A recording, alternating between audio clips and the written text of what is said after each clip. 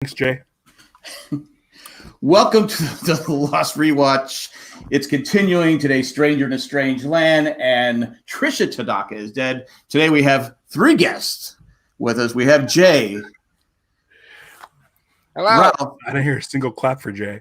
and Jorge Garcia. How's it going, guys? Was in my All right. Yeah. Oh, I'm doing great. Thanks Now for having me. You know now what? you- I specifically chose this episode to be on. You did, and I was shocked. So I have things to say about. Well, first of all, I have things to say about Stranger in a Strange Land. This is I think amongst Lost people like a one that they like to set aside, put on the bottom of the list. It's like season 2 on up from Heroes. But I've never watched Heroes. I watched one episode of Heroes because I was in Ballroom 20 and I had to sit there and watch it, waiting for the Lost panel to start. Yep. And so I just busted out comic books and read it the whole time. And like we sat there during that panel. Yeah. And Jorge, were you on that panel that year Yeah. when it was Hall H? It was one of the last ones. No, it was Ballroom 20. I No? don't know if Jorge was there. I thought it was Hall H. I thought we all waited in line. Jorge, you were there between season 3 and 4, 2006. Thanks for keeping track of that for me. Well, that's the only year that Stevie went, and I That's got a good- forced that's- to go up that's a and good ask stalker. a question. What's that? I was forced to ask a question. That was the year that Stevie went. It was like super humid and hot, It was brutal. and Jack was in the worst mood. Oh, that's where the truck I borrowed died. Right. I mean, I'd sit in the parking lot for 5 hours, and the guys on the bikes kept coming around. Can I get your ride? I go, no, thank you. No, And thank you. Alf and I did a video cast that you were supposed to be on, Jack. And I said, no, Like, I'm done. not doing it. So then Ralph and I did a thing. Well, I almost killed the bike taxi guy. It was that bad because he came around the 10th time. I said, you ask me again, I'm going to kill you. But that's when we met Jorge for the first time. Was at that Comic-Con 06. Ah, That's right. Yes. I think That's that cool. one. I'm pretty sure it was that one. But yeah. Anyway, Heroes awful. I remember after that they're like 7,000 fans came to see the premiere episode, and I think both Anna Darmalars and our show was like, no, it was 7,000 Lost fans. Screw you. Yep. Anyways, it It was overwhelmingly there was far more Lost fans there than Heroes fans. So anyway, people hate this episode. the Stranger in a Strange Land. It's funny. Like I'm not saying I like it, but I feel like, and I mentioned this before, I feel like this episode is a huge piece of the puzzle and a great misdirect. Well, we got the tattoo answer. For the season finale. Like where we leave Jack in this episode traveling abroad and being kicked in the face a bunch. And the next time we see him, he's on the airplane or on an airplane with the full beard. It's the perfect bait and switch. Yeah, But- yes, but it's still not great. Right. Well, You know what? Go ahead. It's funny because this one leads into the next episode, which is like a highlight of the entire series. So yeah, Colleen and I watched it like right before doing this one because I like wanted to, end on the high of Yeah. Tanaka is dead. And it's still like there's just like tears of joy. Like it's just such a that in scene where they're in the van going down the hill and they just like the smile. Like, it just felt so genuine. It came across as so genuine. And like, was it just like having fun shooting that episode? Because that's how it came across on TV. Jorge. Yeah, it was all right. Oh, it was a lot of that when it was like the four of us hanging out. We had to work a lot of days together, just where we all around the van. That was a lot of fun, and trying to drive that van wasn't fun, but once we got it going, it was pretty fun. so question. Hold on. Go ahead, please. So going back to, we're totally steamrolling Jax on the show. No, But, do it. Go wherever direction you want. That's the Stranger whole. in a Strange Land episode. You don't appear in it. You're not in it. So what happens during that time? Do you just Did you tell your agent I don't want to be in this episode? Every now and again, an episode would show up where you're like, oh, I get like a week off. Oh, cool. I don't know exactly what I was doing during the time, but every now and then there'd be an episode that you didn't show up in. I mean, I think I still got paid for it, but I didn't have to do anything. You're a series regular, so I'm assuming. I'm not sure. I mean, there's different series regular contracts that are like you're guaranteed a certain amount of episodes. And like on 5-0, I had like it's called something like 10 of 13. So it's like for every 13 episodes, I will show up in 10 of them that are guaranteed. And sometimes they can change things around. Are you bummed that you weren't in that episode? What? Are you bummed that you weren't in that episode? I don't. There's no really. I mean, there's nowhere I'd fit in the story. There's a lot of people. Like the whole camp, no one was there. Yeah. Right. Yeah. There were like the two episodes were almost like, okay, let's follow Jack here because it was kind of just the one before that, Not in Portland, was kind of just tying up a lot of what the first mini season of season 3 was, and then the first pod. Yeah, the first pod. And then Stranger in a Strange Land kind of then followed Jack post, him staying and Sawyer and Kate going back. And then Trisha Tanaka is dead, kind of gets back to the core group of castaways, which, is probably why, among all the other things, this episode just felt like, this feels right. This is what we all love. Well, yeah, I mean, it's like, I'm not going to lie. It's like, when you love your job is awesome, but you also like having a day off, regardless of how great your job is. Yeah, right. That's true. Especially like being in Hawaii, right? Like a week off in Hawaii, like that's pretty dope. Yeah, it worked out. Yeah, I've done that. It's not like having a week off in Raleigh. Hey, listen, Raleigh's pretty cool, all right. Gee, what are we gonna? Well, now having a week off in Raleigh, you get not now. You can't. It's not open. You got the keys? I don't have the keys. Oh, I don't work there anymore. Oh, he can still in, but we got woods and stuff. Like we can walk around and see nature. There's yeah, I can see it outside my house, so I'm cool. I got turtles right outside there. All right, I can see a turtle. Yeah, they're plastic and they have bandanas. No, painted them pink. I was going to say Stranger in Strange Land. I've only seen it that I can remember twice. And I remember when we did the podcast. You can remember twice? Like, this is one of those times, though, right? No. Jay and I did a rewatch a while back, and we had to watch it again. But we had to. Well, I'm pretty sure when we did the podcast, I would watch an episode like 2 or 3 times at least during the week. If it was a really good episode, I'd probably watch it every day before, because we did 2 podcasts. We did the initial reaction and the one on Sunday that had all the feedback. We recorded Sunday, release Monday, because it was like Thursday. Yeah. So so after that, when I did another rewatch, I skipped it.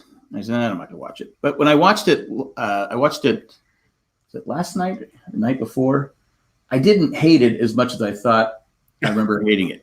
If that's a compliment, there were some parts. I mean, you have the sheriff, right? And she was the actress that she was in. Mommy Dearest. She's older Carrie Ann, I think, in Mommy Dearest. Yeah, I like her a lot. She's got a real creepy vibe to her. Yeah, surprised we didn't see more of her. And we never saw her again. I think a lot of people always wondered what happened to the sheriff. She was obviously high up in the Dharmalar chain of command. The Dharmalar? Oh, Dharmalar. Yeah. The subliminal messages are working.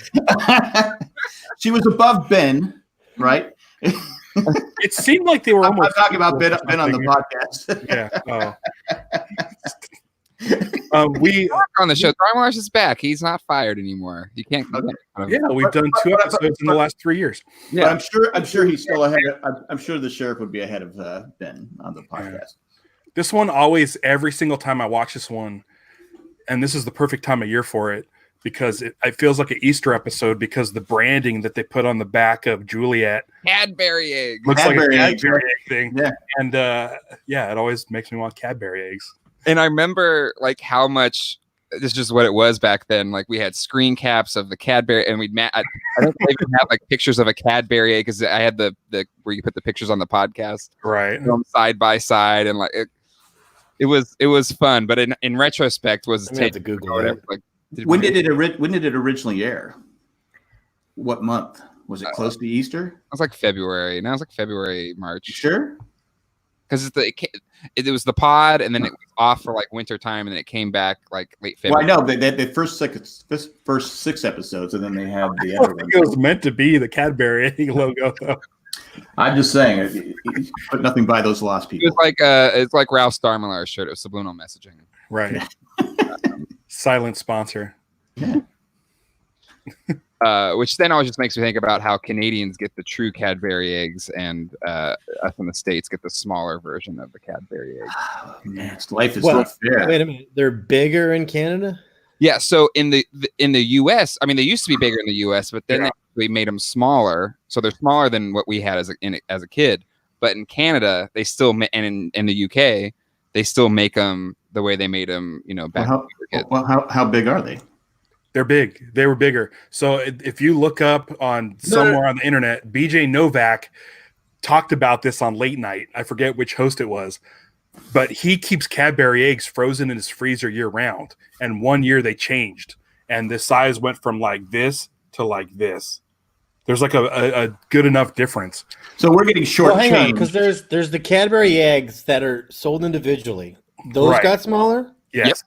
Because like the ones that are in a pack of 3, those are smaller than the regular ones. And then they have the super mini ones, which come in like a pack of like a 12-pack. 10 it looks like which actually I prefer because the chocolate to whatever that filling is ratio is a lot more balanced. I eat it all. Yeah, I prefer the more fondant. I think it's fondant. I don't know. It's cream. It's a Cadbury cream. It's just cream. Call it fondant. I think if you look it up on the website. Anyway,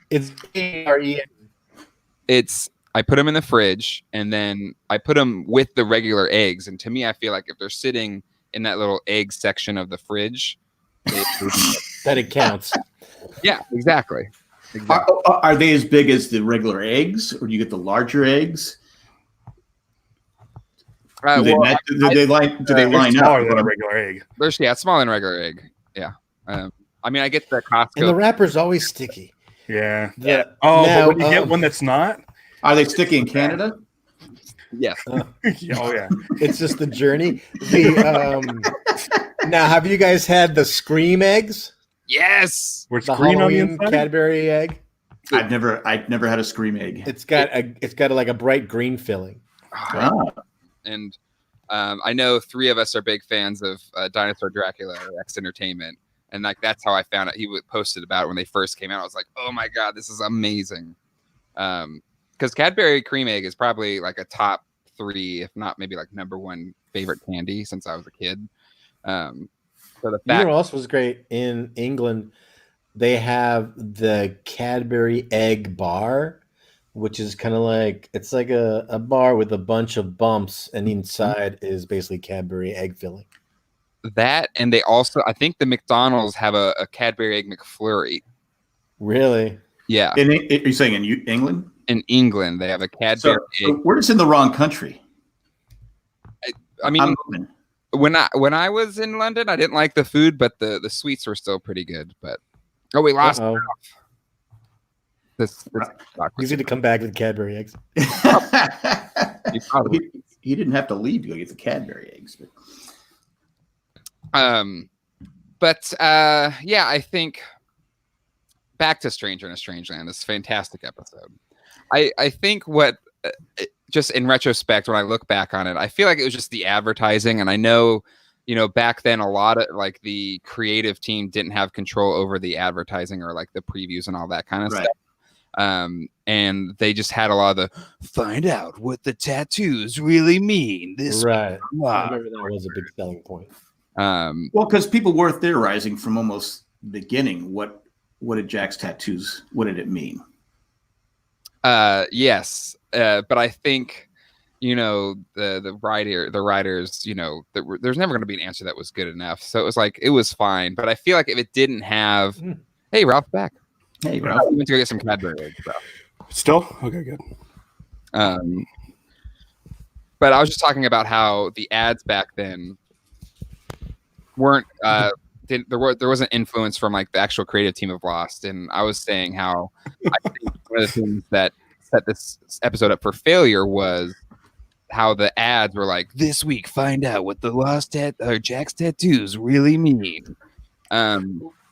Right. You know what's funny is I was after this episode aired, they had the ad for the Trisha Tanaka episode, and that one they kept touting Vincent with the arm and Hurley saying, "Is that an arm?" And it was like they made it like super intense, and I'm like, "Oh my god, what's going to happen?" I think the line was "Death follows me," and then Vincent comes in with the the arm. Yeah. But yeah, when I popped back in, I thought you were talking about the ads where it's the bunny rabbit on the stage, and it's like, buck, buck, buck. Yeah. Thank you, Easter Bunny. Yeah. Yeah. Oh, you're talking about they have like an updated version of that now that like is HD. Well, they had announced like some. I think they use a lot of old stuff, and then they'll kind of bring in some new auditioners or something. Because I remember there was some kind of announcement that like this is the new Cadbury, Yeah. Oh, we're chicken, back and it's some other animal that's not a chicken. Oh yeah.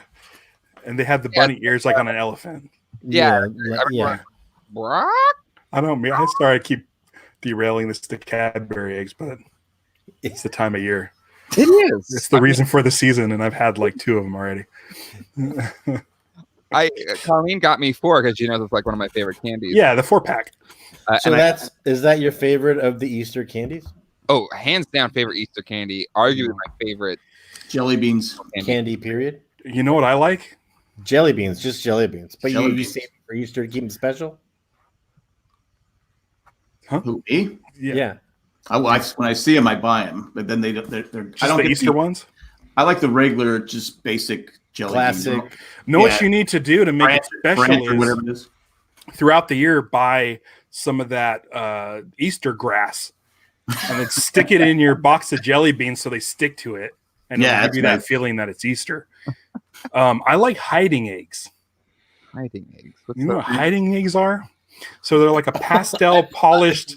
Hiding eggs is what you liked. I thought I was saying that you come here. I just like hiding them, and then months from now we discover them. Oh my god, we found the egg. They're like a marshmallow on the inside, and the outside it's like a glossy sort of. Oh yeah, candy coated marshmallow. They're called hiding.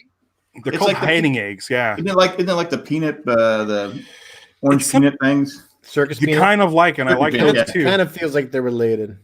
But they're like grandma candy, and I just love those so much. Those are things that you remember them different, I feel, and then you have it, you go, oh yeah, that's just like, because it's super sugary inside, like it's even like crunchy, like it's like the McRib. Like I have it once a year, and by the time it comes back around, I forget what it tasted like, and so I try them again, and I love them, and then I forget again what it tasted like, and I get sold all over again. How they do it? It's the only way they can sell the McRib. You have to forget it. People forget about it. I don't think I've ever had these. I'm looking at Brock's Easter Hunt eggs, marshmallow candy. I assume, right? But I don't think I've ever had one because again, I'm just too busy eating Cadbury eggs. But maybe hop on it.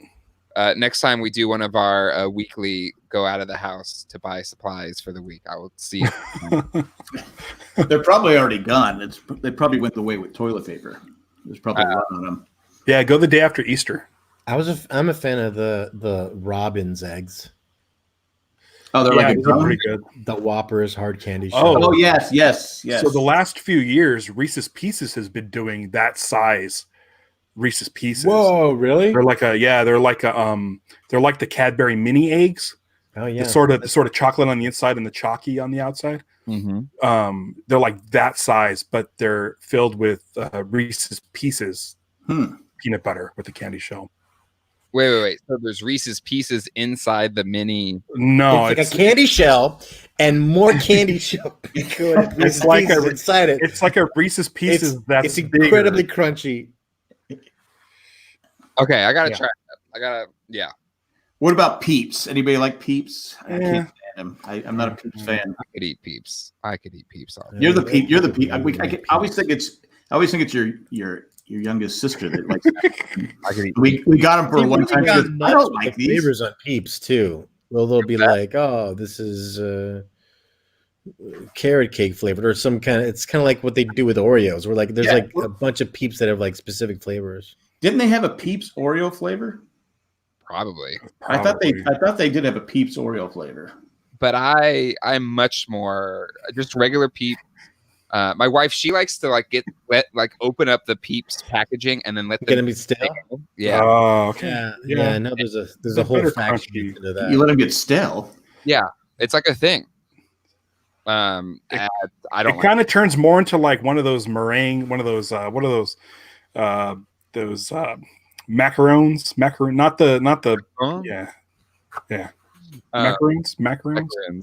The pastel-y ones, not the coconut ones. Yeah, the ones that look like Alice in Wonderland food. Mm-hmm. Yeah. There's a lot of people in the chat. Welcome to Eastercast. Here's something that Ethan basket structure. We're gonna do some wicker Easter baskets. Now, do you think this episode, Stranger Strangeland, they were setting up the relationship between Juliet and Jack? Maybe didn't they have a relationship for a while? I think that was kind of the assumption. I think. Yeah, but then it did end up being like Sawyer and Juliet anyway. Like that was the best. Like in watching Trisha Tanaka is dead again. Like I was like, whatever, who cares? It's like Juliet and Sawyer are way better together, so it's fine. You're gonna be fine, Sawyer. I know you're like emo, drinking beer on the beach by yourself, but it's gonna be okay. I mean, she's gonna die, so that's gonna be awful. But for a period there, it's gonna spoiler alert. Oh, sorry, spoiler alert. Wait, is this show assume that people haven't seen all the episodes? No. Oh, okay. I was under the impression that everyone was dead already. Is that not the case? They were dead the whole time. Okay, so someone, Ethan F mentioned this in the chat, and I wanted to bring it up too. Okay. So around this time, the middle of season 3, is when the producers got together with the studio and put a final end date on the series. Mm-hmm. And this episode, from Stranger in a Strange Land to Trisha Tanaka is Dead, which I'm sure was written long before this happened, definitely feels like a shift in gears and getting back into the storyline. And I feel like everything from this point on feels more focused. Do you know anything about that? Like, was there any kind of wheel spinning going on? Like, as far as like trying to tell stories or pad out storylines or anything like that? Well, all we got from our end was we noticed it too, that once it was announced that there was going to be an end date, we felt that things started ramping towards something. Yeah. There's another thing also is that, like I mentioned with Stranger in a Strange Land, it's kind of plants the seeds for the finale episode and it being a flash forward. Mm-hmm. Another fun thing is like eagle-eyed Lost fans at the beginning of Trisha Tanaka's Dead, we see it's a Camaro, right? The red Camaro. Yeah. And then later on, when we get to the introduction to Oceanic 6, we see that same car. And so we kind of already know something's up. I think that might be the beginning of season 4, correct? I think it is. It opens up on the fruit and then the car crashes through. Oh. And that's like the Oceanic 6 stuff. So it's opened up season 4. Yeah. And so I kind of like that. Yeah. I mean, like I said, this was probably written well before nice car. the date, but I do like that it feels more cohesive. Like there's things coming along. Yep. There's comments but okay, so you felt it, Jorge, in terms of like the writing. Oh, I just found the live comments. Oh, hi everybody. There's a lot of Easter candy talking here. But so you felt it in the writing, but did they have like an all hands meeting or something like that saying, hey, we finally got this thing agreed, we're gonna we have an end date, we're gonna work toward this, or just kind of well, the main thing is that we're working on it in Hawaii and they're working on it in Burbank. And so it isn't until basically the end of the season, after it's all been written, that hi everybody, and they're starting to say hi to me. That after already found the chat. That when like Damon and Carlton would come to Hawaii, and then sometimes they'll be like they'll visit sets and they'll organize a dinner and stuff, and periodically they pull us aside individually to explain, okay, here's the part that's in the pages that aren't in the script, and then those pages kind of only get sent to the people who are in those scenes and that kind of stuff. Yeah. And it was like, I think they called it the bagel the first year, and then it was called the challah the second year. Yep. And this year it was called the snake in the mailbox. Yeah. And that was them explaining that those scenes with Jack, this is the finale, but it's like those scenes with Jack, they're actually take place in the future or something like that. When did they tell you the snake in the mailbox? Like while you're shooting the finale? Right before we're shooting that last episode, pretty much. Yeah. And what was your reaction? Because I mean, you're a fan of the show. Was it like as reaction as a fan, or like even just like, holy crap? Yeah, I was like, wow. Now it's what? Kind of like that. Yeah, because when I watched it, I was like, now what? And then we had to wait the 8 months or whatever for the the next season to come out, and it that night I had I couldn't sleep. My brain was going a mile a minute, and I still had to wait like a day to start recording Darmalars. And but it was like Darmalars.net, by the way, is that still the website? Yeah, I got it back. Oh, nice. we recorded right away, so yeah, you guys recorded right away, which I'm sure meant all of your theories were accurate. Coming fresh off the episode.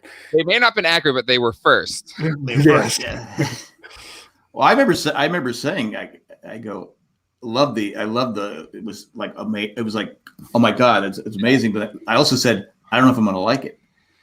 I said, I don't know, because I didn't know where they were going with it. I had no idea. What do you mean we're going to go back? Wait, we're off the island? What?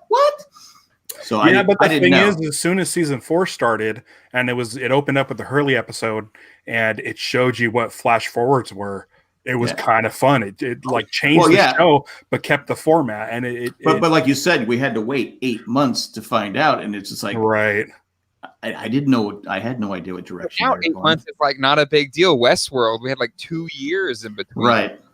Last season and this season. I mean, now it's just not that big a deal, but back then, it was. And that's what's so fascinating about Lost in general, is it was just it was still within the normal network TV structure, but it actually helped change it to, it was a transitional kind of thing to where we're at today, which is like 8 episodes, 10 episodes every 2 years, maybe.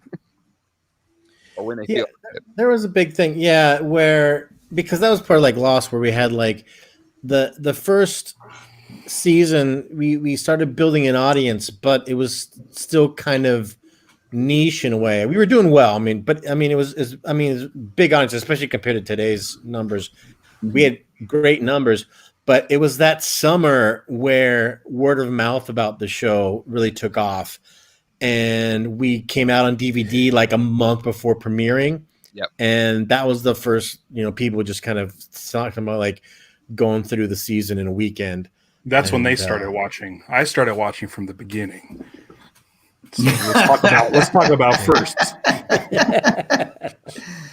And so it's not a contest, Ralph.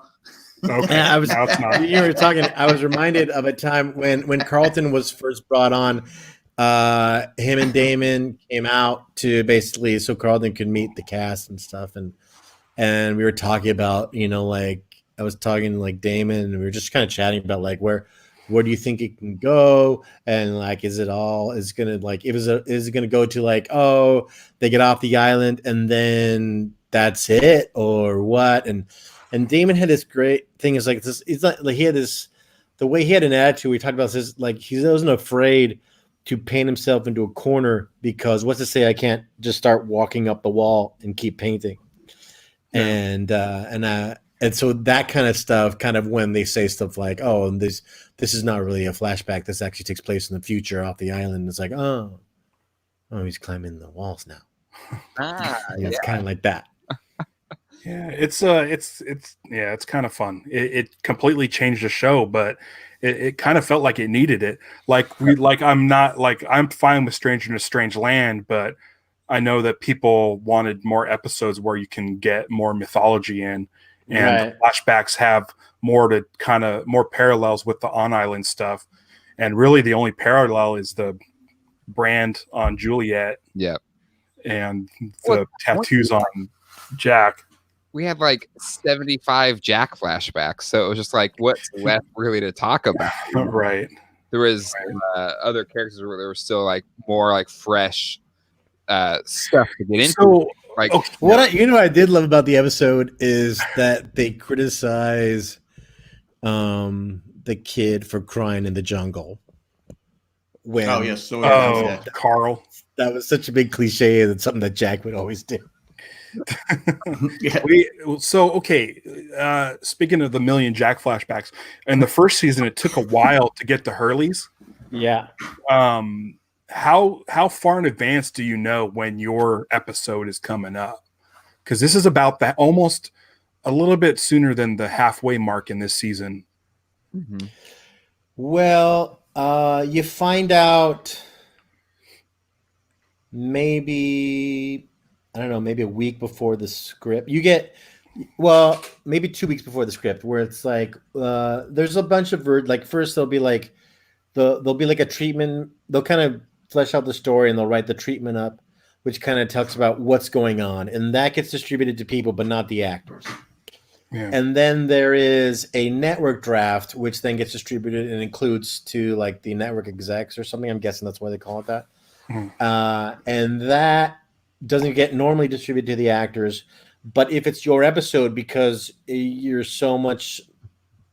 so much more material of it, you sometimes get that into that's the official script. And on Lost, we sometimes would get that just like maybe 1 or 2 days before we started shooting that episode. A lot of times, 1 to 2 days. Sometimes they, they like, because like there's always rewrites and stuff they're working on, and sometimes you'd get it. I mean, this wasn't, you'd get it a few days before, but sure. Sometimes it was like you're like, I just gotta know if I'm gonna be working on this week, or things like that'll happen. They'll be like, there's a few times where it's been like you're working on Monday, you still don't have the pages yet, but they're gonna send them, and then you'll have them like over the weekend or whatever. Things like that'll happen sometimes. Wow. So how much, and probably every actor is different. Like Bill Murray probably doesn't read it; he just shows up and just as Bill Murray. But like how much time do you need to read it to kind of feel like you can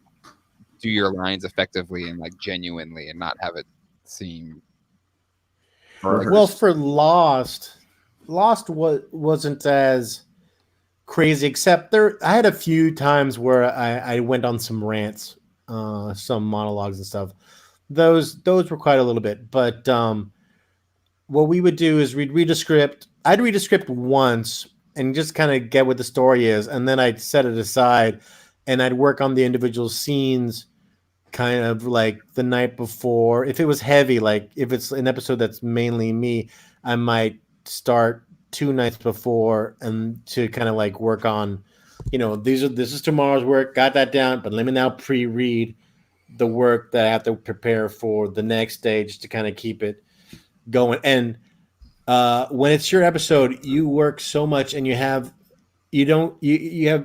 get forced calls, which means that you have to get back at work before your full whatever. Like usually it's like a 12-hour turnaround before you have to be back at work again, and so you start getting more and more exhausted as the week goes on. And I've like fallen asleep. I've woken up with like my head in the script the next morning because I fell asleep because I was looking at my lines.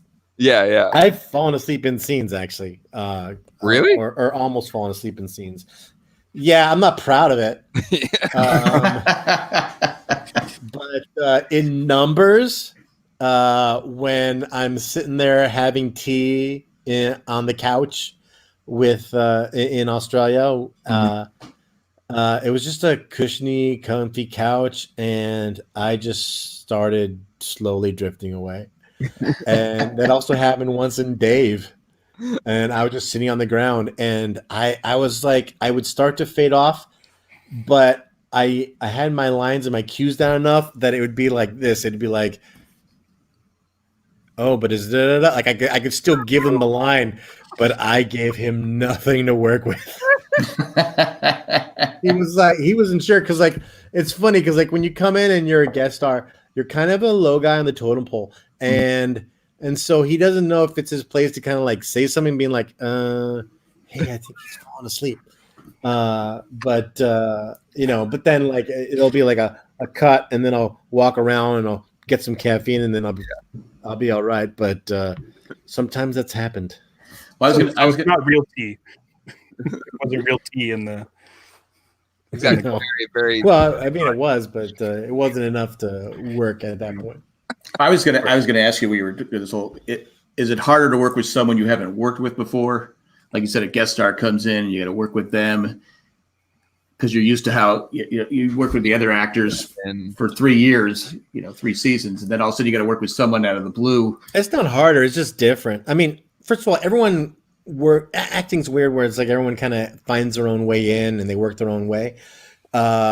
So I like working with new actors because you kind of like find new chemistries and find new energies to play with, and you're kind of like, oh, this is how you do it. That's interesting. It's kind of like that a lot. There's definitely something when you work with someone that you've worked with before that there's less work in building a relationship between you two because there's more relationship that's automatically there. Mm-hmm. Right. So that gets easier. Yeah. But yeah, I don't know. Like I noticed, like especially like in my earlier days on Hawaii Five-0, my scenes with Daniel just felt like they had a different energy, and it was just because we played people who knew each other from way back when, and because we do, it just that automatically kind of informs it. Yep.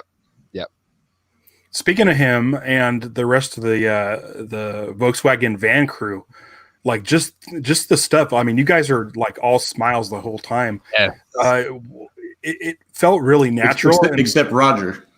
Roger, which is another great setup, like for the future episodes.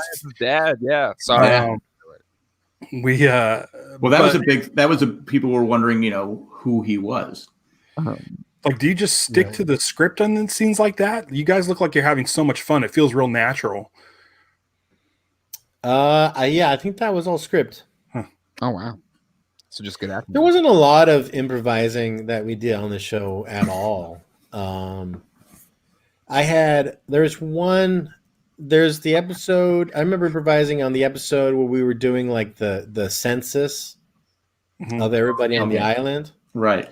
And the director was delaying saying cut. Like I kind of noticed that he doesn't say cut right away. He kind of lets it run for a little bit. And then so after I talk to Locke and then I go wander off and I go just kind of start talking to somebody, I was like, hey, sorry, I just wanted to get away from that guy. I remember that. Yeah. Yeah. So that was one that I threw in. And there was improvising when we were like trying to taunt them when they were trying to golf. Oh yeah. Okay. Like The classic GIF, the animated GIF. That's a famous GIF. That's a meme.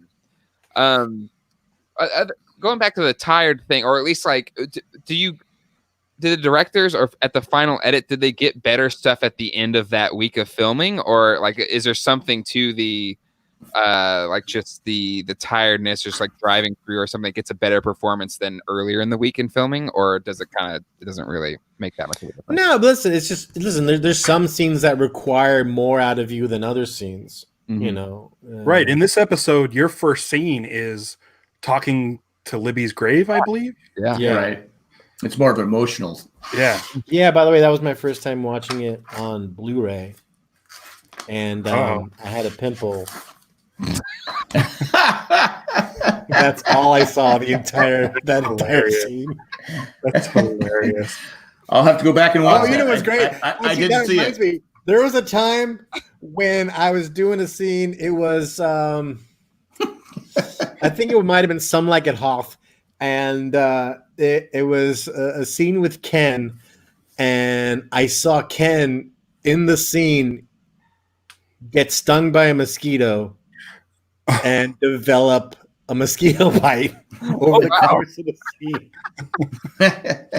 Can you see that in the footage? Like, can you see the I don't know. actual bite? I'm sure you can't see the mosquito. No, I think he might have gotten bit on my coverage. I don't know.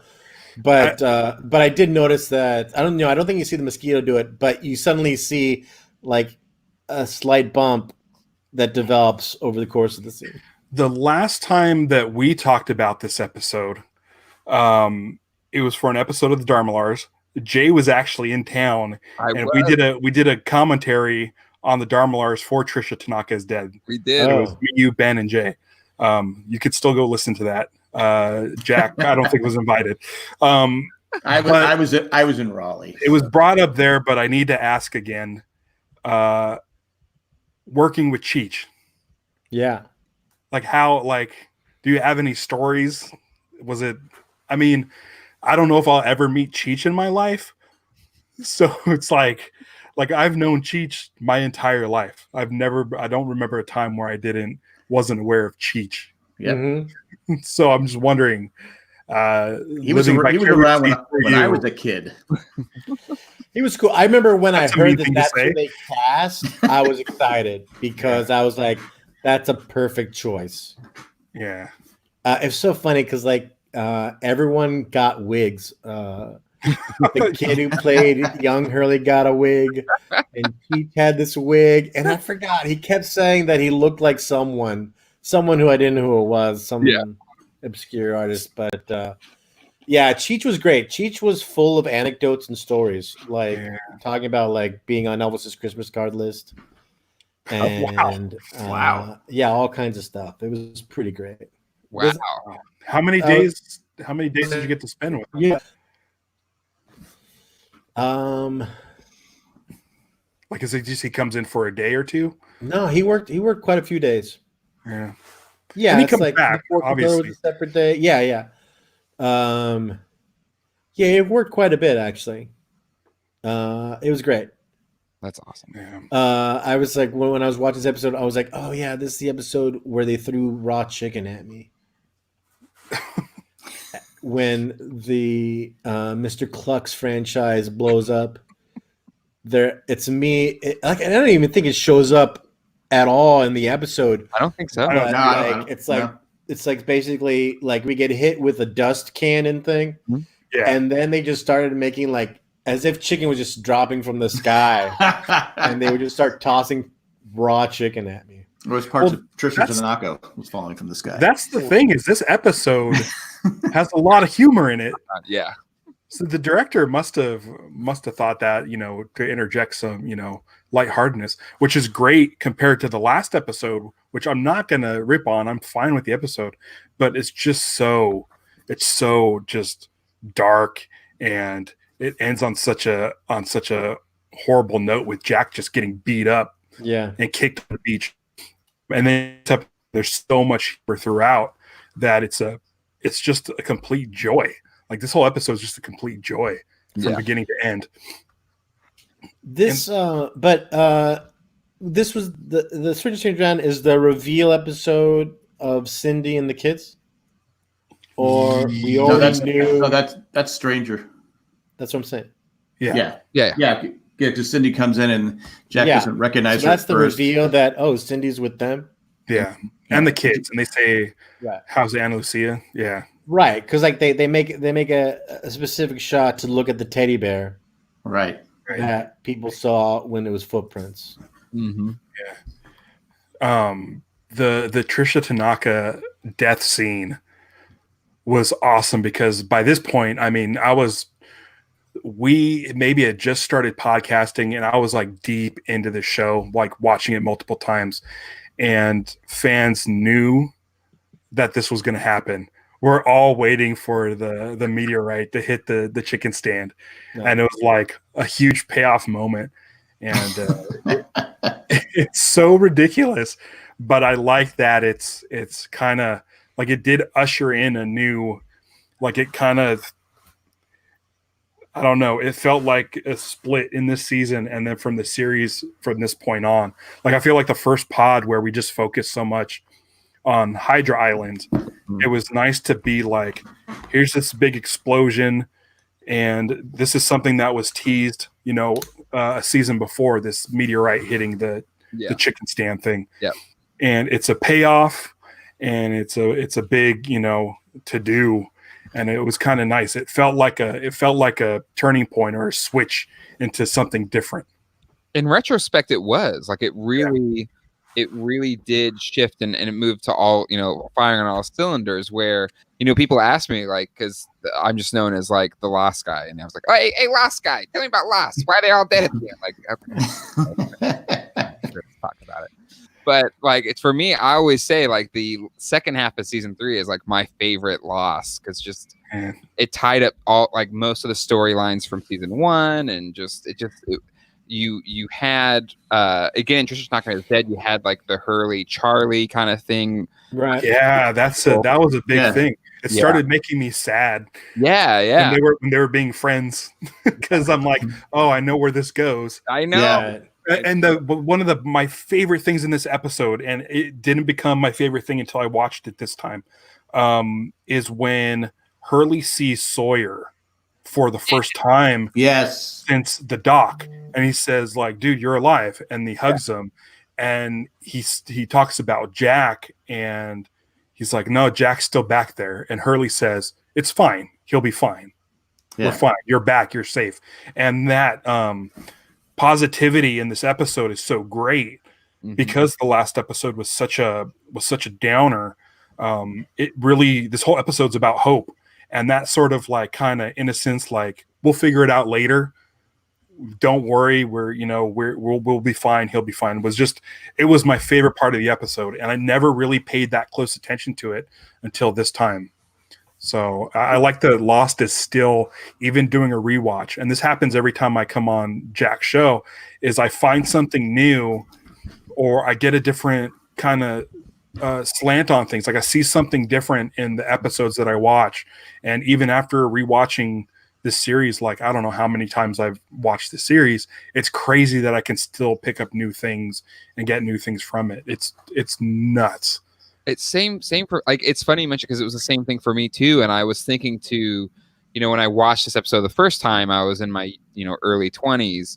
And now as a parent, and I've lived like more than a decade since then. Like it did have so much more of an impact of just like, he's going to be okay. And then also maybe just because like the situation we're in right now with the pandemic that we're in, but it's something that was really hopeful about, just like, no, he's going to be okay. It's going to be fine. Yeah, he's fine. It's going to be fine. Be okay. Well, when he slaps him, he goes, stop moping around. I'm glad you mentioned that because I was feeling the same way. I didn't think I was going to mention it on the show, but I was just like, yeah, it's going to be fine. All right. I'm gonna mention something that I mentioned on the last episode with Jack, and Eric. I came up with a new theory that I love. And I'm gonna throw it by you, Jorge. So in the instructions of the flash forward. Yeah, it should have been. Okay. I agree with Ralph on that 100%. I was 100% behind him. 7 years ago or something. I love that theory. It's a fan. So after the epilogue, Hurley picks up Walt at Santa Rosa, and he says, "I have a job for you." So my theory was Walt, since he can transport and be places he's not supposed to be, I think Walt, Ben, and Hurley go to the island after that epilogue, finish Echo's church, and when all of the cast members in the finale exit the church out those doors with the white light coming in, they step out of Echo's church onto the island and become Whispers. Yeah, that's you said that last time. Yeah. Yeah. I agree. I thought it was fantastic. You cool with that? You think that's a fun thing, maybe?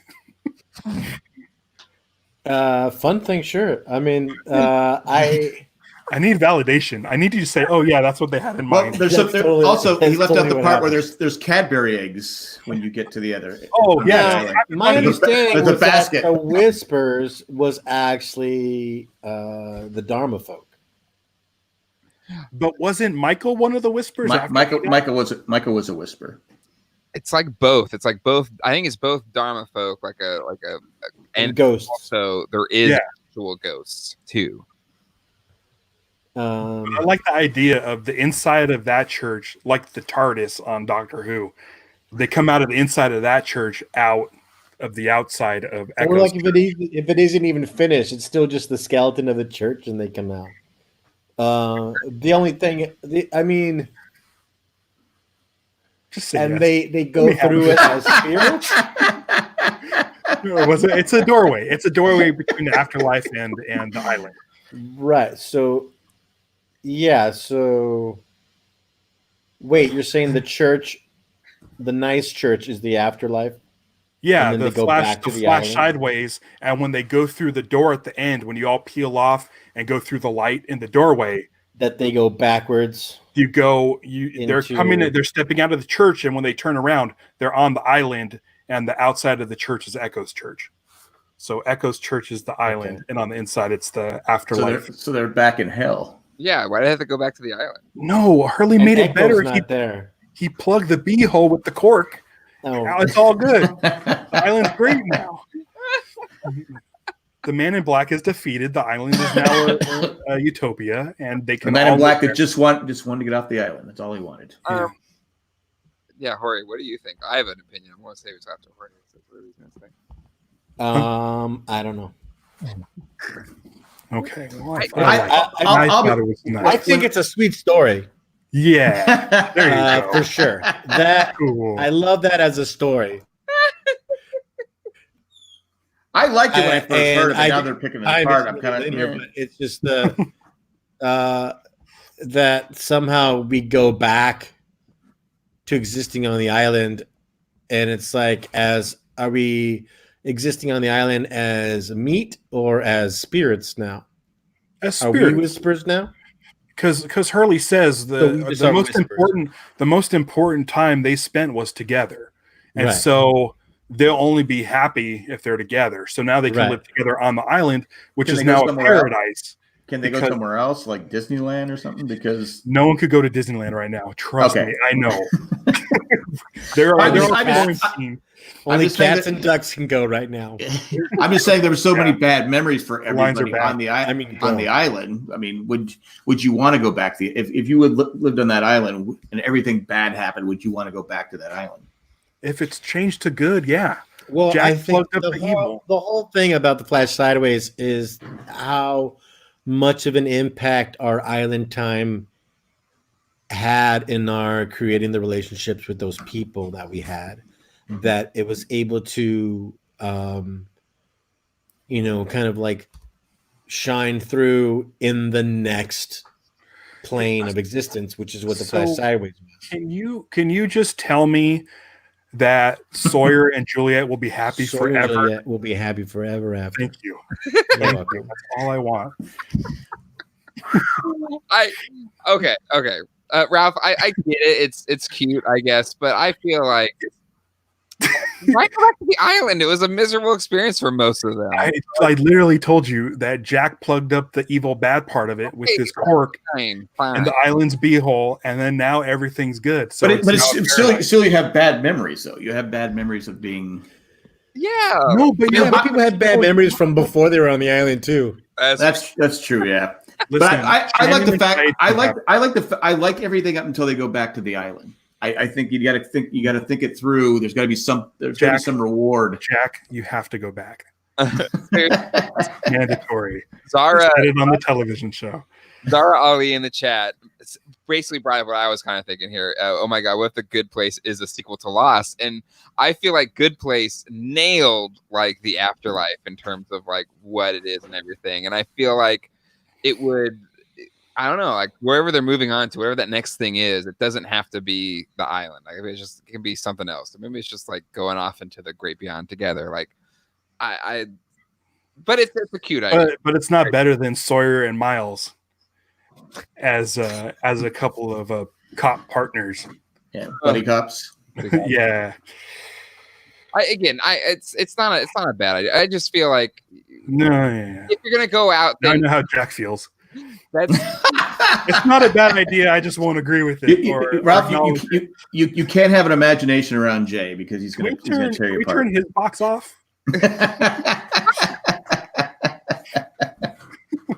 Okay, but here's the thing. No, it's fine. Okay, 10 years of doing that, Ralph. 10 years. It's been like 15. 10 years. 10 years. What are you talking about?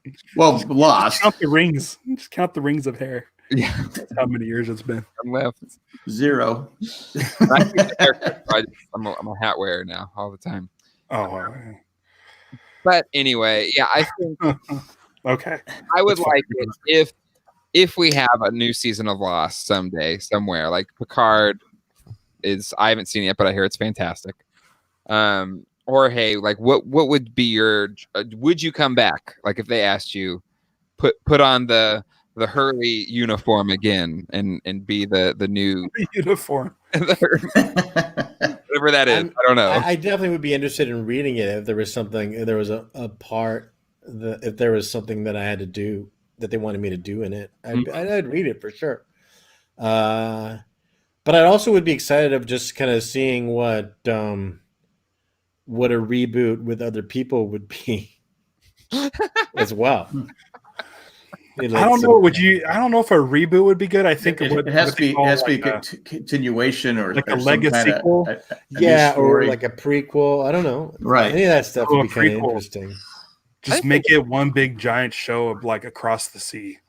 Again, I would like to see how Mother got to the island. I would love to see that. Of course, that's what we'd want. But I think you just want to see more Allison Janney. Yeah, go watch Moms or whatever that show is.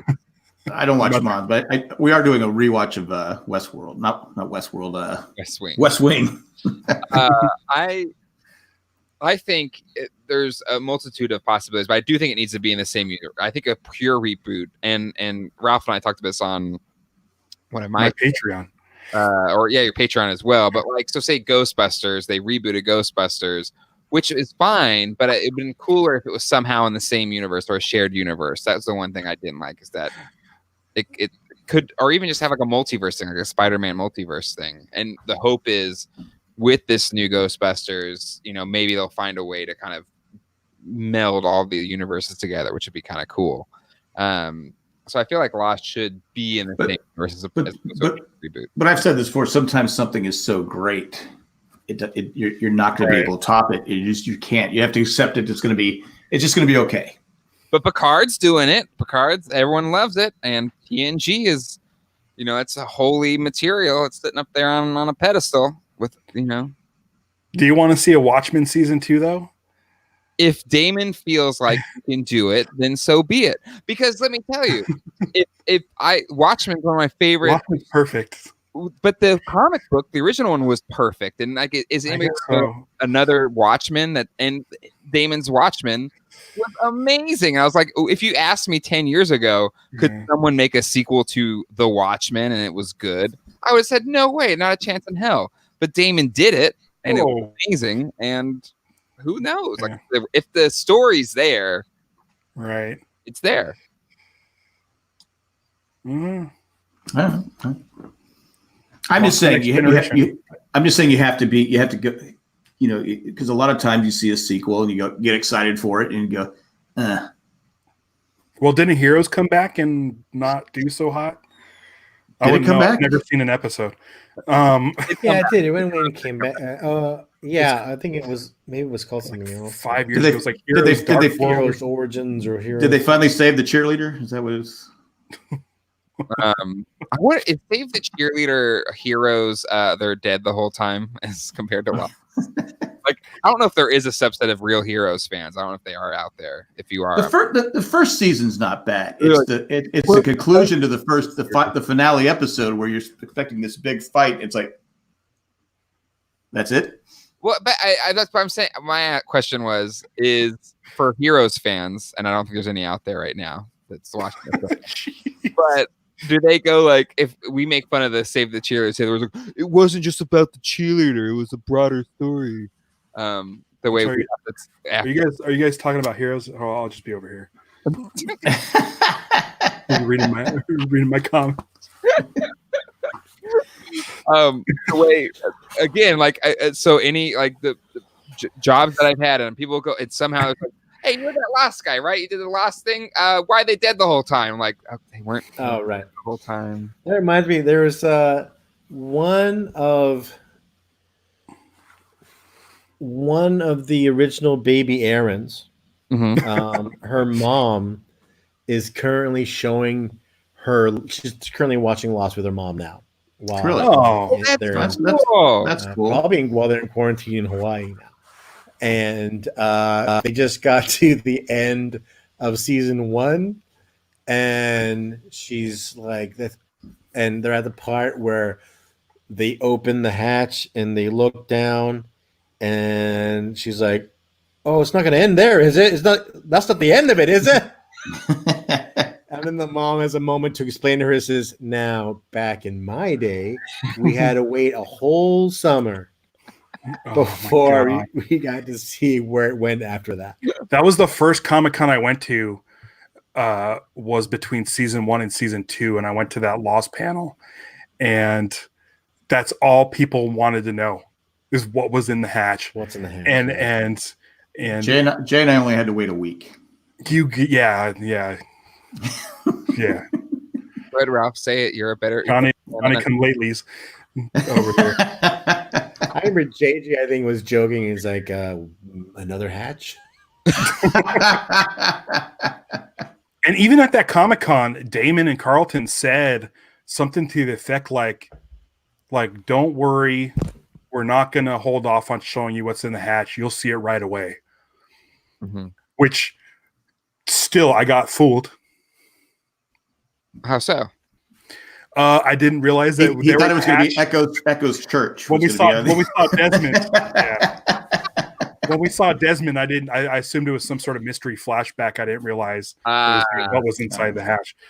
There's a guy in quarantine. I saw it on Twitter that posted his daily quarantine routine, and it's a shot-for-shot remake of the Make Your Own Kind of Music. Yeah, he's a friend, Patrick, right? Patrick Connor. Oh, it's great. Yeah, he's a we know him. We all, I think. Well, Ralph, I'm pretty sure you know him as well. We met him at Comic-Con or something like that. I think you have. I'm pretty sure. I know. I met a lot more people at Comic-Con than you guys. I seem to have a lot more fans. Whoa! But it's not a competition. Ralph sent that opening to me, and I sent it to Henry and Cusick. I always feel like I have to call him Henry and Cusick when we do these things because we just called him Ian, but officially he's Henry and Cusick. But yeah, then he sent it to me, so because that's what it was his bit, I kind of forwarded it to him. While I was doing one of those check-in texts that's like, "Hey, how's it going over there? Y'all got supplies and no one's sick, right?" Also, they're doing fine. Good. Well, and Daniel Kim getting it, and his post, getting everyone has been going along has been. He's a strong, inspirational dude. It's been helpful through this. Glad he's on the other side of it though and getting better. Sure.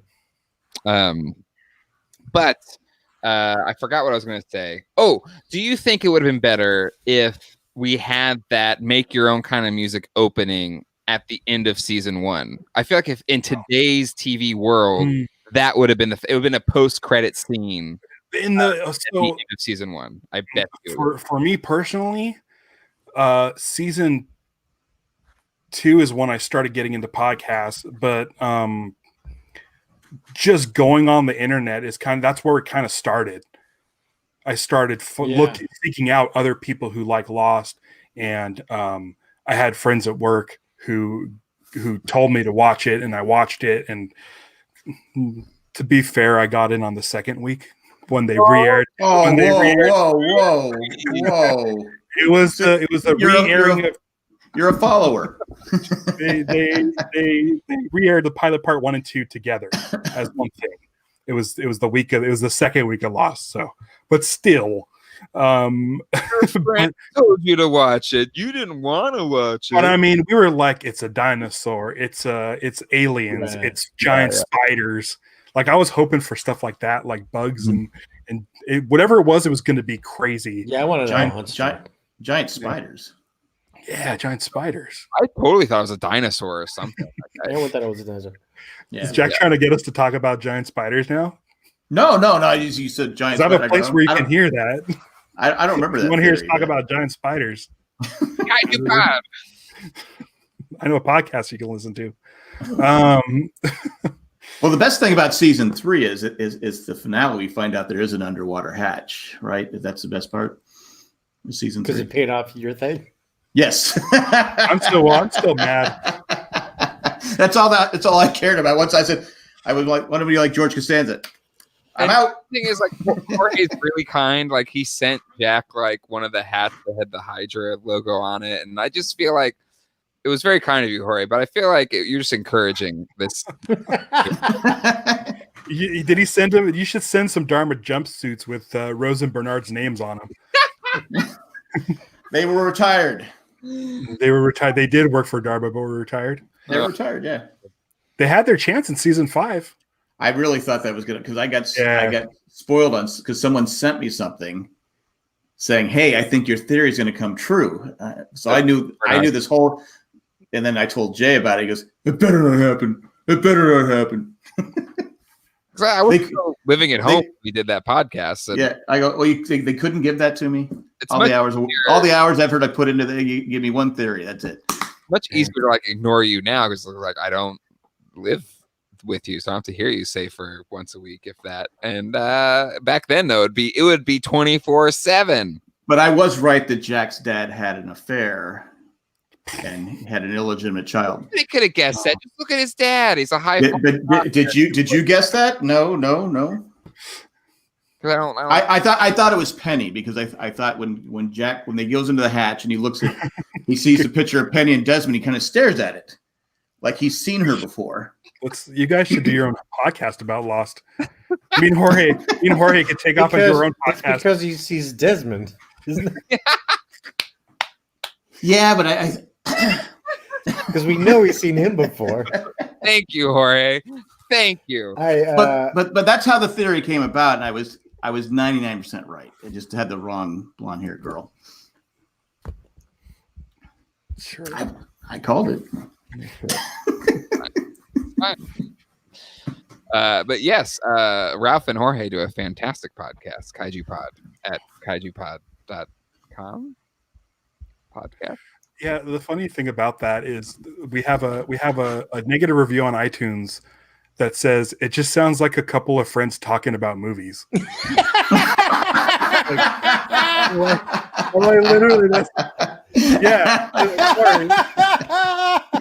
They were like, cool, you totally get it. Wow, that's a harsh review. It was. I think it was 3 stars or something. And I was like, all right, fine. Well, at least they gave you 3 stars. It wasn't a 1 star, but yeah, that's a B. It's a B. Yeah, someone took the time to put that in a review like that. It's a funny podcast because it's not. It is literally just us talking about monster movies, and but I feel like you put it out there. It's fun. I don't know. I love it. Like it's not false advertising. Like no. Like that's you know. Those are the best podcasts to listen to, I think. Yeah. It's just us shouting into the wind, and if people decide they want to listen, right. Man, I think it's the best review I've ever heard. That's like there was there was a James Bond podcast called James Bonding. Yeah, I listened to it. And their whole bit was about like, we're not experts, just fans. Yeah, and I stole that. That's I put it in our description. I think I changed it because they say we're lovers, not experts sometimes. Like they've shortened it down to that. And so I took that we're not experts because there are some people that are like, well, I didn't learn anything about this movie. I'm like, we just watched it and talk about it. That's, it's kind of well known that I do not look up any sort of information unless it's a really weird movie. Then I need to know why it's like Find that. out. Yeah. I don't want to. Or research is minimal. I know Ralph and I have talked about it. I know Jack and I have talked about it. Jorge, I'm curious your thoughts on like the internet today versus internet like in the lost days.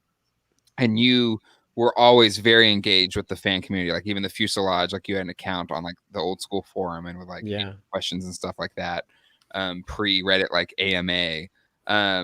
But like, would you have been like as involved with the online community if it was as toxic as today's online communities? I feel like the Lost community is just so like everyone was kind of cool and nobody was like an or I mean, there's always a-holes, but it seems like today there's like it's 50% horrible and 50%, I'm trying to point to Jay. Okay.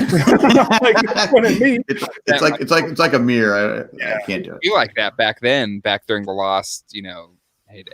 I did. Well, I mean, I can say because like I engage less now with Twitter than I used to, just because I just started not having fun there.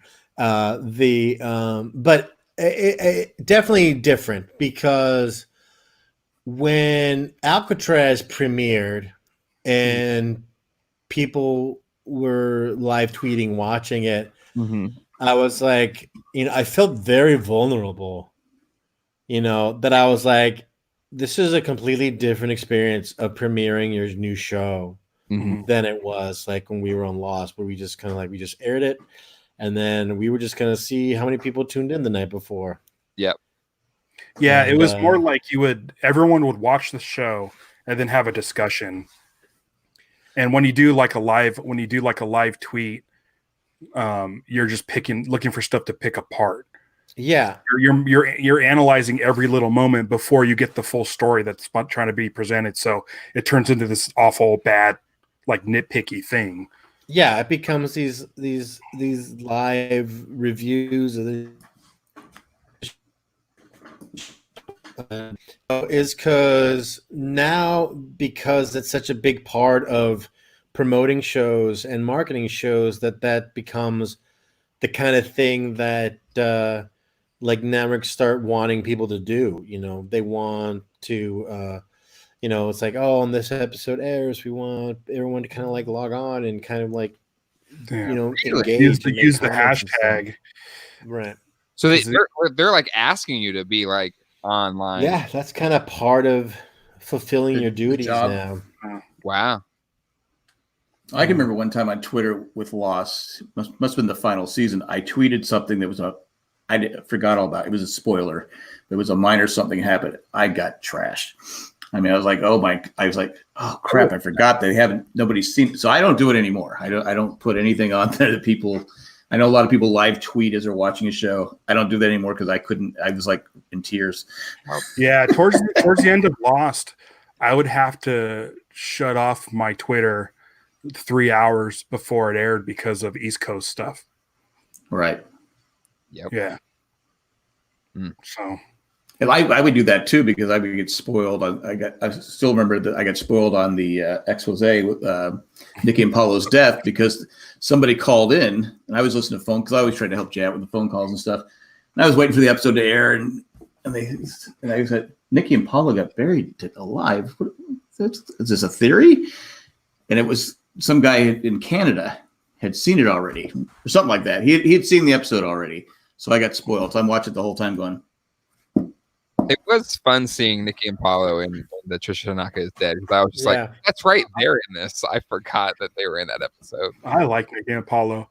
I think at one point on like Cafe Press, I made a Nikki and Paulo fan club button. I was like, because the thing is, during that scene where they show up, you see people in the background, and I immediately want to be like, who's that person? Who's that person? Mm-hmm. Like, why not incorporate more characters? It makes sense, but it was very. You're the person that Nikki and Paulo was created for, right? It's it was like that was a big thing. It was like I was like, we want to know about the other people, the people that aren't regulars on the show. What's their story? And then we hear a story about a couple. And people go like, "Oh, we hate them," and I was like, well, "You can't." They're great. I like them. They should have been in the front of a different part of the plane. That they just happened to show up. I get that I thought there were enough characters. We didn't need any more. Well, my favorite was when they did the flashback and like they were like in every scene in the background. They showcase. I think that was like right. And then they brought back Daniel Roebuck, and they brought back like kind of all the sort of guest spot people. Ethan was they gave it a shot. Boone was back. Hey, I was fine with it. Boone was back. That was a big deal. All right, Boone pouring out.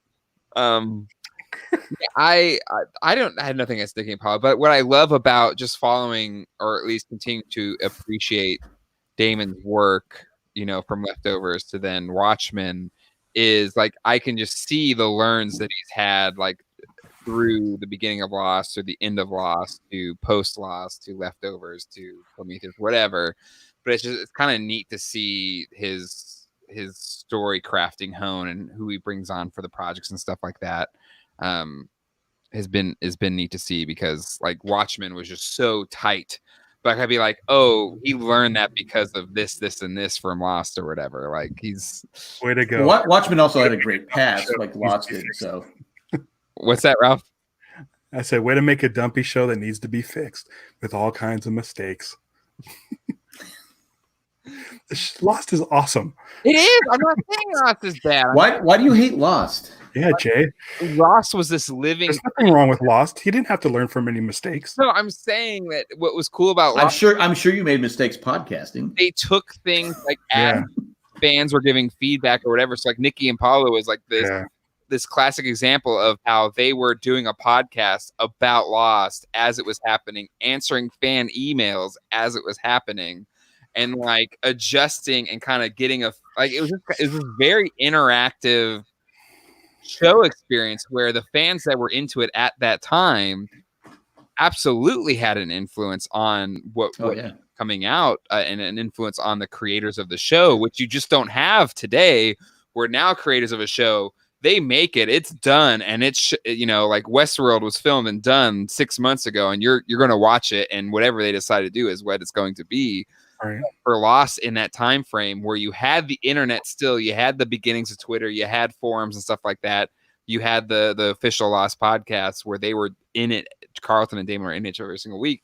Like there was influence there that you're just not going to have today, which I think. Well, I feel like the last from this point on, when they found out the end date, you guys started shooting like way ahead, from what I remember, because I was visiting you in Hawaii.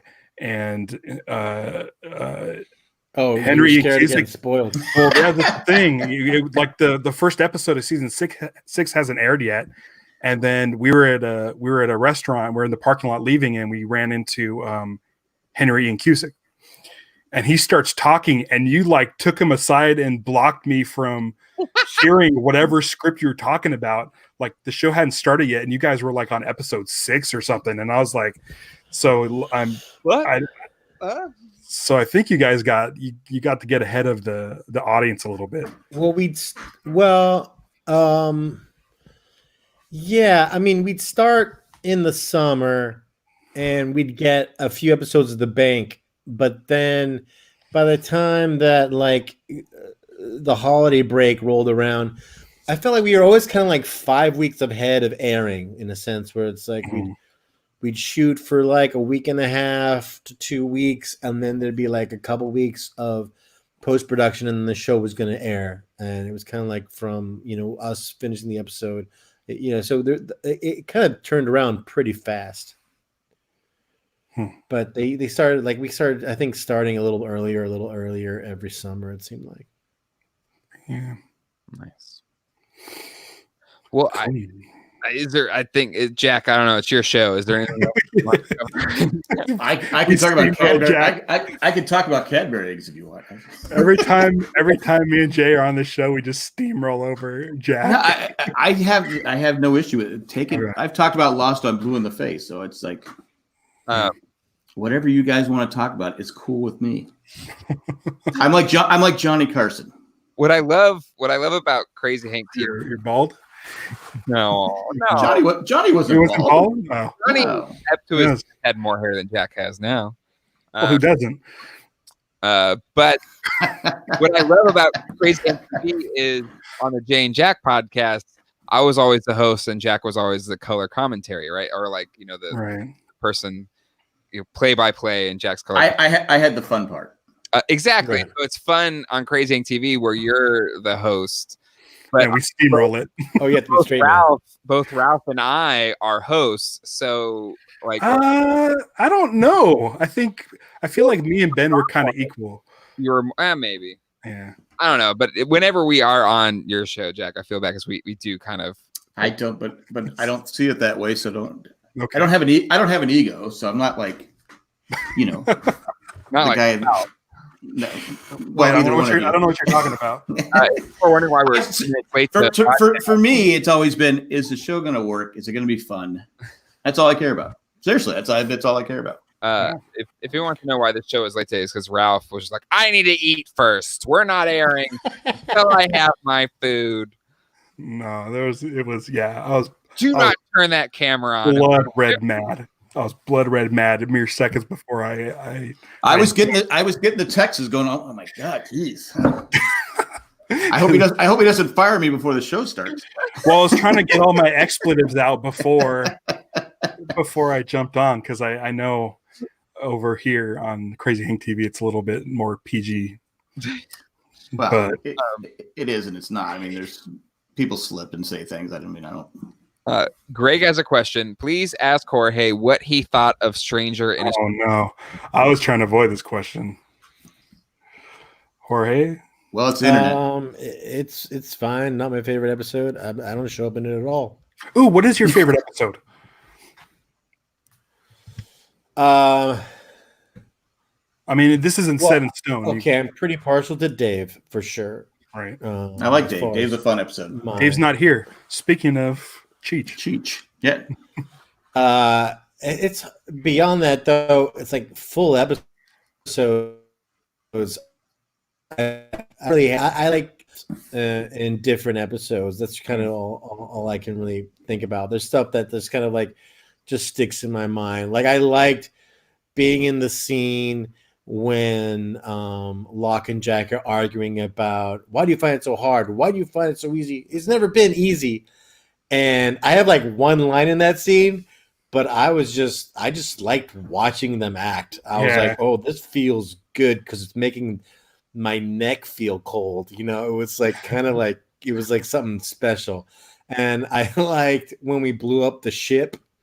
That was a lot of fun. There's like little moments I was like, oh, this was a great time. Or like the scene of me and Michael Emerson when we share the candy bar on the log. Mm-hmm. Or me and Dominic. They're all going to be me and somebody, right? With Dominic and I, makes sense. When we're listening to records. Yes, yeah, I remember that stuff was great. When Sawyer and Juliet meet in front of the vending machine and they touch each other and they flash back and it's sweet and they saved it just for the right moment at the end. What was Sawyer and Juliet's ship name? What was their shipper name? Joyer? Joyer? Do they have one? There was Jate was Fate, and they definitely had to have one because everyone had one. I don't know. It was the shippers that was a whole thing. That wasn't me. No, I wasn't into the shipper thing. I did have a question. Daniel's the one who turned me on to podcasts in general. Like he was like, "Hey, they're doing these podcasts about our show," and I was like, well, "What is a podcast, basically?" So then that became my drive time thing. The day after episodes. Yeah, I think you mentioned that. I think we always put ours up on a Friday. That was fun. You guys got yours up like Wednesday night. Yeah, it was Wednesday. East Coast. Like I can watch Lost and go to bed and listen to you guys. That would put me right out. That's not a compliment. Not a compliment. I think I sent Jorge. I think Jorge asked us about different podcasts. I think I sent him your link. Yeah. Listen, I am a huge supporter of you guys. You know that. I know that. I'm serious. When they're in the golden age, there were so many.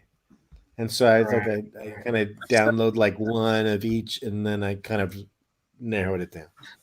Well, I think we made the cut. Like Lost podcasts that come out now that are like new, and then it's crazy. Because when I first started this rewatch, I go, I'm gonna do the rewatch. Who else is doing it? And all of a sudden, there are like 10 different things doing rewatches at the time. It seemed like in the last year or so, there's been some Lost chatter going on again. I was actually approached about doing one. A podcast? A Lost rewatch podcast. Oh, like doing a full. Like being a host? Yeah, basically. Doing. I think like it'd be shorter. I think there was only going to be like a certain amount of episodes, but I was like, that's a lot. It's not a lot of episodes to cover so much material. I would do it with someone who's not a friend. Then you keep away from those bad reviews. Yeah, I was like, I got maybe some point down the line after Ralph and I go through the other podcast itches that we have, like our Thunderbirds cast. Oh yeah, I forgot about that. Stingray. Yeah. At some point, I feel like revisiting it, but not yet. Right. And that's where it's like for me, I was like, Jack is doing this. Like, I need more time before I don't even. I asked him. I said, "Hey, would you like to do it?" And I think he sat there for 30 minutes and didn't answer me. Yeah. And Listen, said, no. It's hot right now. There's like you're watching West Wing right now. Did you watch? There's that West Wing Weekly. They're done now, but they've been going through a West Wing watch that, and then there's like the Office one going on. So you said you weren't ready to revisit, but when you watched these episodes, did you get a spark or something? Anything that's like, maybe I'll rewatch it. Now it's all Godzilla all the time right now, but then at some point. We got some good movies coming up. I'm excited. Our next two are very exciting. But it would be cool. It would be cool if there's like a Lost rewatch that had because I mean even Zach Braff and Donald Faison. Scrubs, which is like awesome. Like so, it's amazing how like more official podcasting is now. Where like real true blue celebrities like do it. Where back when and it's still there's a lot of like just mom and pop kind of things, but back when it was just like Joe Schmoes from Raleigh, North Carolina doing a show. Right. One microphone for the first one. Yeah. But yeah, I've said it before. I'll say it again. The Jorge, when you called into our show, I think it's our 6th episode. No reason an actor from the show should be calling our show. Just like, what? Yeah, because we were working the same place. He was working. He comes running down. I go. What? Jorge called us. I go. Like Jorge who? Yeah. I listened to the call. I go. Oh my god. Yeah. And I think you would email us too back then, and we were like, okay, but is it really you? And then you sent us a picture holding a newspaper, palm trees. Yeah, I said, "Believe now" or something like that. I think it's what you did. Oh, yeah, I said some guy pretended to be Jorge wants to meet with us. I go, I don't know who this guy is. Believe me now. I'm like, oh shit! Oh my gosh! There, Mr. Potty Mouth. Sorry, he did it. It's the end of the show. It's an asshole. Yeah. Anything else you guys want to talk about? Strangers or Trisha Tanaka is dead? No, we talked about it. No, but I'm gonna go have some Reese's Pieces eggs. So Ralph, can you send me one of those, or send me a picture and then I'll go find? Well, maybe they'll still be around. I don't know. Dude, You can't just Google it. Your browser's open right now as we speak. Fine. Oh, okay, I'll send you a bag if you give me that. Round. They're shaped round. like They're not shaped like the Reese's egg. Oh, they're not shaped like the Reese's egg. They're Reese's Pieces. Colleen says your wife says they're at Target. Oh my gosh, yeah, just get. They're some. not egg shaped though. Yeah, they are. Oh, okay. So they're Reese's Pieces, but the size of the little Whopper Robin eggs. Caleb has a question for Jorge. Any fun stories with Elizabeth Mitchell? Oh, I have the same question. Yeah. Well, I liked. Well, we had a great there's the scene where when she comes and joins us, and we're just staring out at the sea, and we have that scene. That scene was fun to do. What was great about Liz was she lived like just a few houses down from me where I lived when I was living in Hawaii. So, we can see each other on a more regular basis. And she got, I think it was Hollywood Life gave her an award, and it was kind of she asked me to present it to her. So like I had like a little thing to tell. She was really great, really nice. Oh, that's awesome. Oh, nice. Is that what you wanted, Ralph? Sure. Okay. Yeah. All right. I like stories. And then so spoiler alert, when she dies on the show, because of the So good. magnetic anomaly thing, whatever, when she gets crushed in all the metal, we bought like a bottle of champagne and got one of those buckets with ice and stuff to kind of go and kind of celebrated her in the makeup room after she was killed. Yeah, there's something about like I am not a shipper. I was more into the sci-fi angle, and which is why season 5 is my favorite. But it got that relationship for some reason just got me. Well, it changed Sawyer. I mean, it made him really good relationship. Yeah, it made him a better person. LaFleur was a badass. Yeah, like he was like because what's great is you have that missed time and you don't know what's happened, but like Sawyer's like likable and he's in charge and he's got good ideas and you're like, whoa, where did this come from? And you get to see how that build. I love season 5. What I liked about Trisha Tanaka is dead. There's a line with Kate where the whole time she's calling him James because the whole time they were stuck in the cages, and Sawyer kind of reverts to his old way when they're just about ready to camp, and she goes, "Okay, Sawyer." Right. So she goes back and calls him Sawyer again. So I love that line, and I don't think I remember, like you would say earlier about the hug. I don't think I ever paid too much attention to it before, but I go, oh yeah, she called him Sawyer because he's back to its old. And at the end of the episode, he's got his beer, but he's all by himself. He made the right choice because Juliet is the official. Zara posted Juliet according to Juliet. There is no Jade, only Juliet. Ralph, you said you wanted something. I'll trade you. What do you want? I'll trade you for. Send me that B-wing. You want the B-wing? No, don't. No, I'm kidding. Don't. You already gave me a Millennium Falcon. I'm good. But anyway. Yeah, I'm good. I don't have anything more to say about these 2 episodes other than it's a turning point for the series. And I'm still on the hunt for that big mouth Kong if you ever see one. I have not seen it. I look every time. So if it ever does come, if I ever cross paths, it will be acquired. Good. I appreciate that. You still remember. I remember. There's like doing toy shows and stuff. Like there's friends. There's like if you ever find, it's like okay, I got it in my mind every time I go and see if I can find it. So that's where it was cool. Where Ralph was like, "That's my favorite toy of all time." I was like, "That's your favorite toy of all time?" Yeah. Have one of those. Yeah. It's much better in your hands than in my hands. And yeah, There's also, which I don't know if you'd ever find that, is a blow mold Kong that was like an Argentinian one. I had it when I was a kid, but I don't know if that shows up anymore. I have a Kong. I have the Mego Kong from the 77 movie. That's the Kong that I have. Blow mold, what year? Oh man, I don't know. Okay. There's a couple dealers in Raleigh that are like kaiju specific dealers, and they just get like Shogun Warriors, all that kind of stuff. stuff. It's like brown, and he's just standing. It's just a stiff blow mold, like doesn't move or anything. No articulation. I'd say it's when I was in Chile. I think I got it.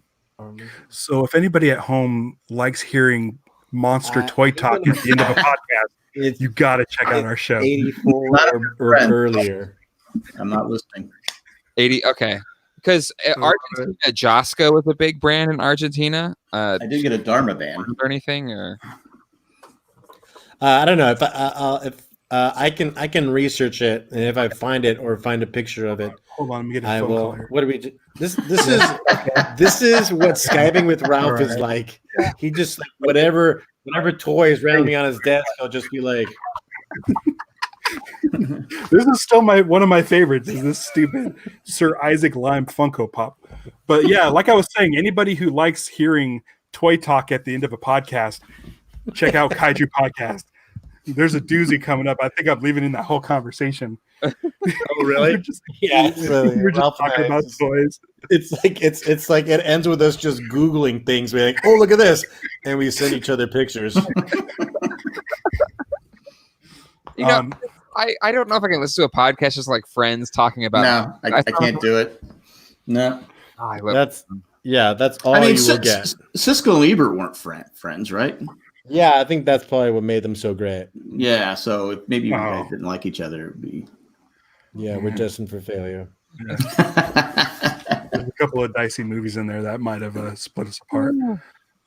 Anyway, well, cool. All right, I'm done. I'm done. Is that it? Are we finished? Are we finished, Larry? No more. Cut it off, Jack. All right, guys. Thanks for joining us again. Thanks to Jorge, Ralph, and Jay. I forgot your name for a second. Stop it, Ralph. Stop it. Oh yeah, he loves that thing. I love it. Know. He just teases me with all every time he sees one or whatever. And it's like, oh, they don't have any of the ones you want, Jay, but I got mine. Oh. Caleb Woods is asking if I own anything from the show. I have a few things. Nothing that like at hand. Actually, I was going through a drawer the other day and I found an old Mr. Cluck's baseball cap. Oh, nice. But I'm like, oh great. When can I ever wear a red hat with white writing again? Yeah. Those kind of got ruined for everyone. Yeah, because from far away, it looks like with the same kind of hat. I own something from the show. I'm not going to say where I got it because I don't want to incriminate anybody, but I have a box of Dharmalars. You do? I've never seen it. You must have known somebody. Yeah, someone must have sent that to me. There's a statute of limitations, right? What I have is, I'm sure it's, what I have is I have the Hurley's original watercolors from when he's in a mental institution. Oh, with the drawing of the bear?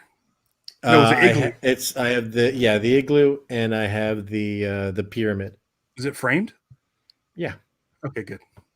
You know who owns who has a lot of props is Bobby Moynihan. That guy he's got the fish biscuit machine. He told me about that. Yeah, we did a podcast with him, and he sent us picture. I said, "Oh my god." He regretted it. It was too big for his apartment. He had a small apartment in New York. In New York apartment, I love him on DuckTales, by the way. Louis on DuckTales is amazing. Where are you watching the new DuckTales? The new DuckTales is so freaking good. Let Jack close it out. No, go ahead. Is that a Disney Plus or is that? The first 2 seasons are on Disney Plus. I haven't pulled the trigger on Disney Plus yet. You haven't watched any Mandalorian? No. Oh. But as like a former ABC employee, don't they give you like a free login or something? What the hell? As a current employee, I do not get a free login. They don't give you one? No. Disney, man. Disney. Well, we had the opportunity of either getting Disney Plus and giving up our main gate pass. So, which is fine if you work at a Disney store in the middle of Kansas or something. But for me, since I live in Anaheim, it's great because I want my pass. Yeah. But in our current climate, my pass is useless. That's true. Yeah. So, oh well. I've been catching up on the Love Bug. Herbie the Love Bug? Yeah. That's his next podcast. Yeah. Sure. Yeah. There's only 5 episodes. It's going to be great. I was a huge fan of that when I was a kid. So. Oh, man. All right. In this show, I really have to go to the bathroom. So there were a lot of weird Disney movies back then. There is. Condor Man. Yeah. Or that one with the donkey that kicked field goals. Gus? Oh, yeah. Gus, yeah. What about I watched there was like a Scholastic book for each one of them had their own little Scholastic paperback. Oh, Jorge. So World's I was Greatest watching Athlete with Jan Michael Vincent. Which one? World's Greatest Athlete with Jan Michael Vincent. Yeah, right. Tim Conway.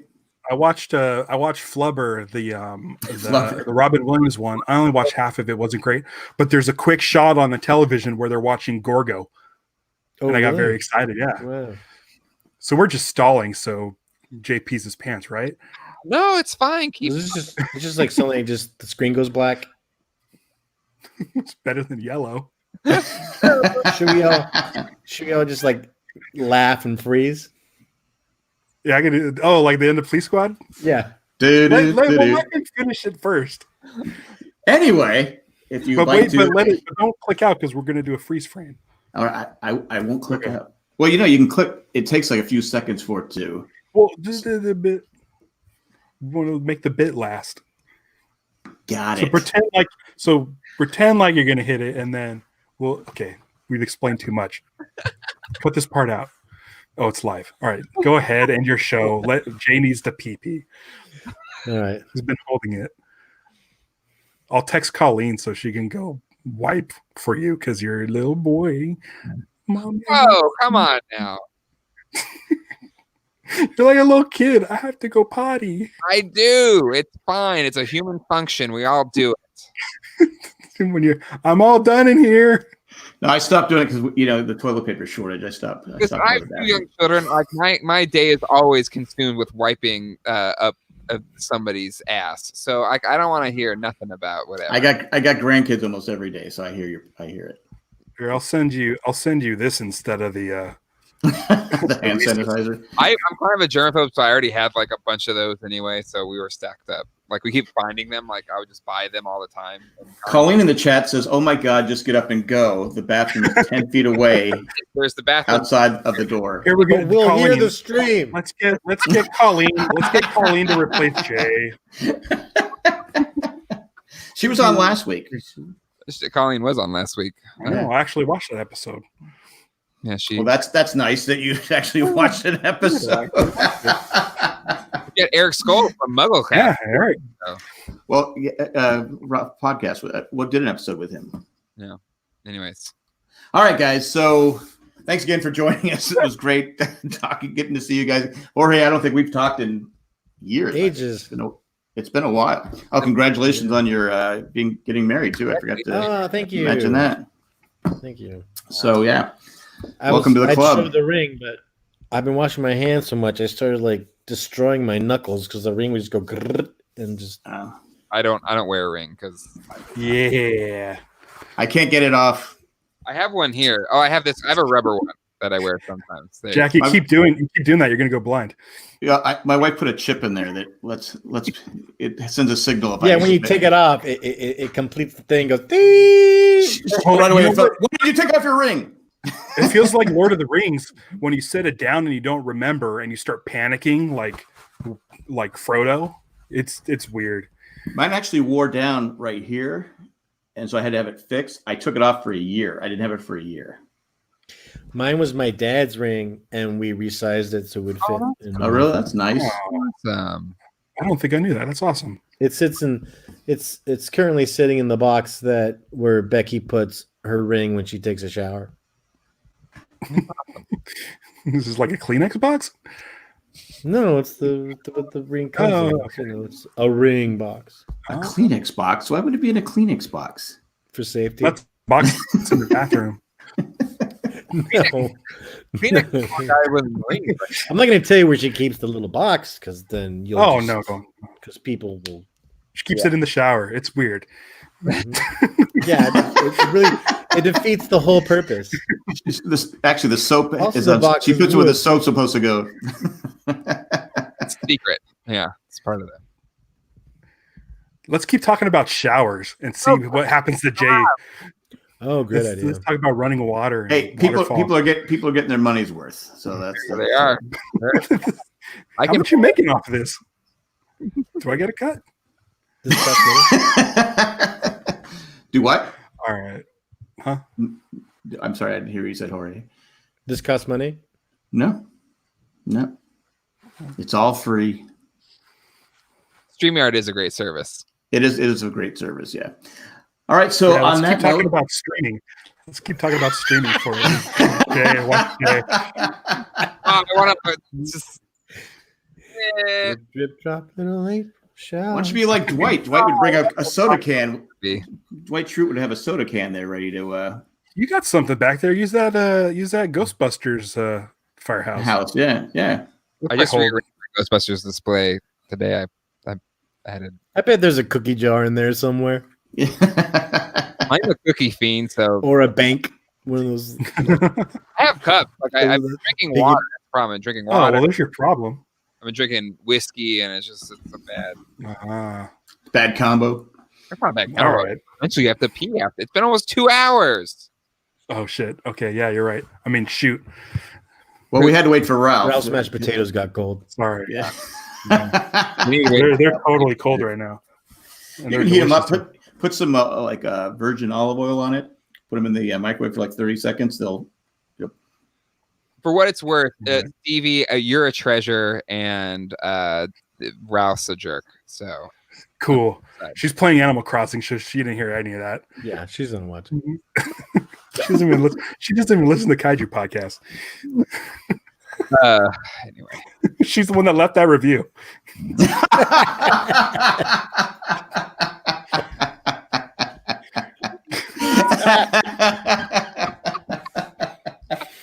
All right, I'm out of here.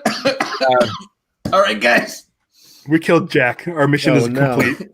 It doesn't Oh, take no. much to kill it. Oh, I am- coughing. That's one of the symptoms. yeah, it is. And he's in the higher Oh man. group. And if you're Luckily, older you're than quarantined 85, in that box.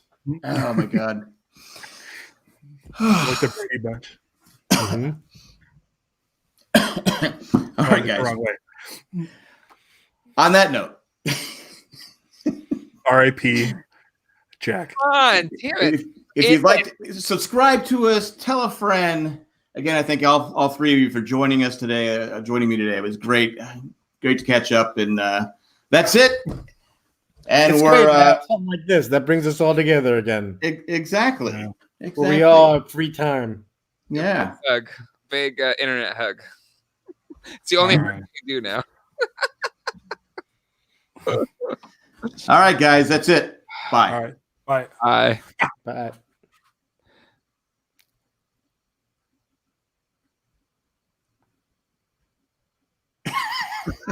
Is it still going? Now it's still going?